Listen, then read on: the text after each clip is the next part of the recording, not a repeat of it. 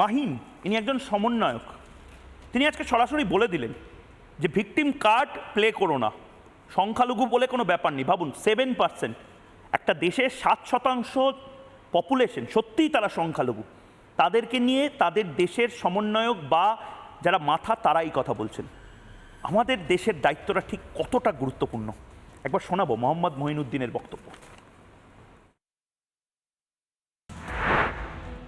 ভারতের মোদীকে বলতে চাই, মোদী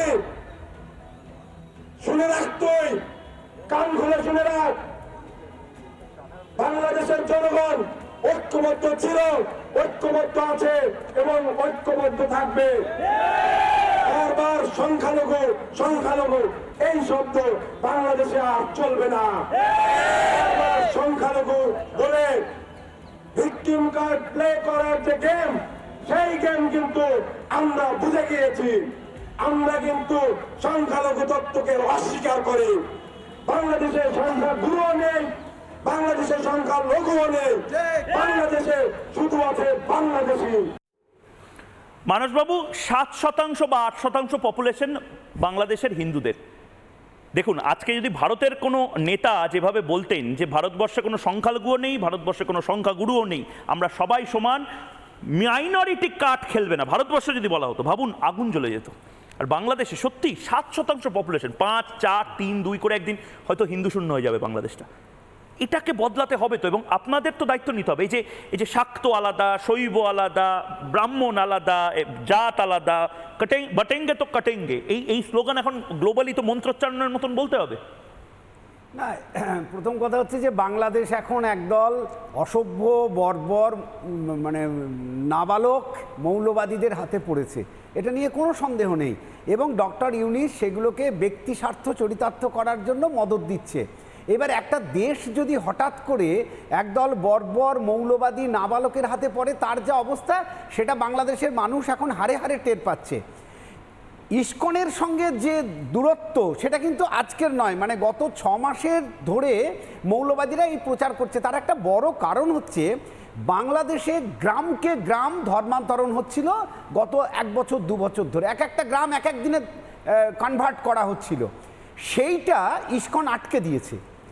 একটা জাতি কতটা অকৃতজ্ঞ হলে আজকে ইসকনকে সন্ত্রাসবাদী ঘোষণা করতে পারে।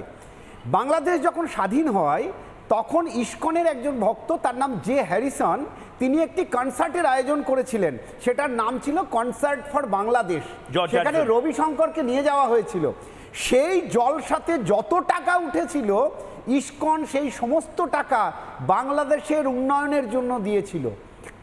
বাংলাদেশে রিসেন্ট যে বন্যা হয়েছে সেখানে সবথেকে বেশি সেবা কাজ করেছে ইসকন। তাহলে ভয়টা কোথায়, ক্লাসটা কোথায়? ক্লাস হচ্ছে এই, আমি একটি বিখ্যাত বইয়ের কথা বলতে পারি, হ্যালটিংটন, স্যামুয়েল পি হ্যালটিংটন বলে একজন একটি বই লিখেছেন, দ্য ক্লাস অফ সিভিলাইজেশন। এই লড়াইটা কিন্তু সভ্যতার লড়াই। একদিকে একদল অসভ্য বর্বর মানুষ মৌলবাদকে প্রতিষ্ঠা করার চেষ্টা করছিল, ইসকন সেটাকে রুখে দিয়েছে যে বাংলাদেশকে আমরা মৌলবাদীদের হাতে যেতে দেব না, আর সেটা হচ্ছে তাদের রাগ। সুতরাং ইসকনকে আটকাও। আমাদের সকলের কাছে অনুরোধ, যেটা দিয়ে তুমি শুরু করলে, যে আমাদের শাক্ত শৈব গানপত্য কোনো বিভেদ নেই। তার কারণ হচ্ছে প্রত্যেকটা পুজোর আগে পঞ্চদেবতার পুজো করা হয়। পঞ্চদেবতা কিন্তু 5টা ঘরানার পুজো করা হয়, গৌতম দা আরও ভালো জানে। সেই 5 দেবতার পুজো দিয়ে সব দেবতার পুজো হয়। সুতরাং এটা একেবারে বাহ্যিক। একদম, আমি গৌতমদার কাছেই যাচ্ছি। এই মুহূর্তে আমাদের এই মুহূর্তে গৌতমদার রয়েছেন। নানা ধরনের কন্টেন্ট দেখার জন্য লাইক করুন, শেয়ার করুন আমাদের ফেসবুক পেজ, সাবস্ক্রাইব করুন আমাদের ইউটিউব চ্যানেল। পাশাপাশি অন্যান্য ব্রেকিং নিউজের জন্য অবশ্যই চোখ রাখুন রিপাবলিক বাংলায়।